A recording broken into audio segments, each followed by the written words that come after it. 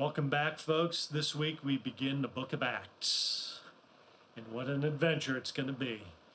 Going through that book, seeing the birth of the church on Pentecost in Jerusalem and its spread across the empire to the city of Rome.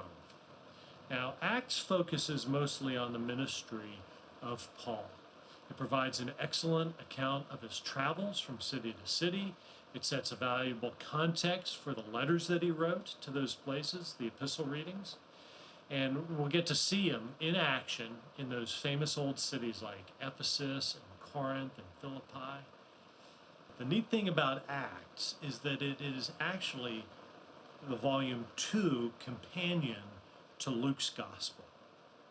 We have the same author, Luke, the same audience, who was a wealthy and powerful Gentile patron named Theophilus, the same elegant, highly polished Greek and literary craftsmanship.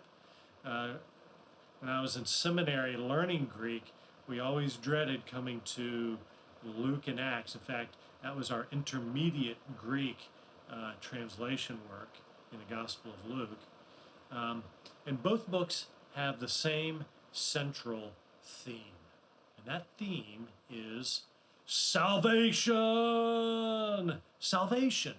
The salvation, this utterly stunning thing that broke into the world in the first century in Palestine, that utterly changed the world in the centuries that followed.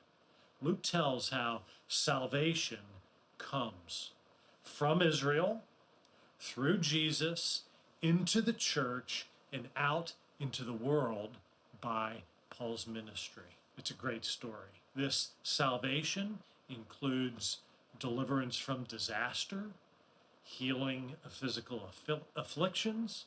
It's the removal of shame and guilt. It's status reversal. It's forgiveness of sin. It's justification before God. It's receiving peace and mercy and grace and new life. All these things are wrapped up in that big old package of salvation. And it is all accessed through faith and repentance. Jesus brought it, but as we've seen in Luke so far, many in Israel rejected it. And Luke loves to show how the outcasts, the poor, the tax collectors, the Gentiles receive it. And as we've been seeing in the early chapters of Acts, Peter is up front there reiterating the point with extreme clarity and force, both to the crowd that gathered for Pentecost and when he is dragged before the Sanhedrin for questioning. The same group of people, this is only like 50 days later, the same group of people that had tried Jesus and had him executed. Now, the Daily Office, unfortunately, omits chapter 4 this week, but you'll want to read it anyway because you'll get to see Peter before the Sanhedrin. And I want you to look for ways in which Peter's message to Jerusalem carries forward Jesus' message from the Gospel of Luke. All right, so Luke seems to have written his 2 volumes, Luke and Acts, which together compose a fourth of the New Testament.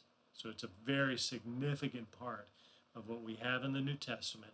He composed this as apologetics, okay? And many of you know what that word means. Basically, apologetics is to defend the message and the identity of the early church. But what is he defending it from?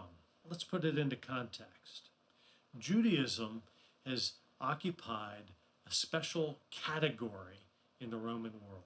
Though the Romans viewed Jews as antisocial atheists, they were nevertheless given the status of a permitted religion in the ancient world. And Luke's massive 2 volumes are claiming, among other things, the same status should be conferred now on Christians as well. Okay? Time and again, Luke shows Jesus to be the true King of Israel, to be the fulfillment of the ancient promises. And he is arguing to show that the churches are extensions of those permitted synagogues. They should get the same permit. In Luke's telling, Jesus, Paul, the other Christians are repeatedly shown to be innocent of the charges that are brought against them. And the church is, yet admittedly a radical, but also a fairly harmless addition to the Roman world. The Romans don't have to worry about the church. Luke wants to show that Christians retain what the pagans respected about Judaism: its antiquity, its coherence, its monotheism, its ethics, while leaving behind those aspects of what pagans found unattractive about Judaism, particularly its ethnically based social separation and its strange customs like circumcision. All right. So this is the point that Luke is trying to make in his gospel, in the book of Acts. And I'm really excited about covering this ground in my own daily Bible study every day and seeing these passages which I've studied in years past through today's eyes, right? And also getting to share them with you in these videos. So thanks for sharing the journey with me, and I hope you have a great weekend.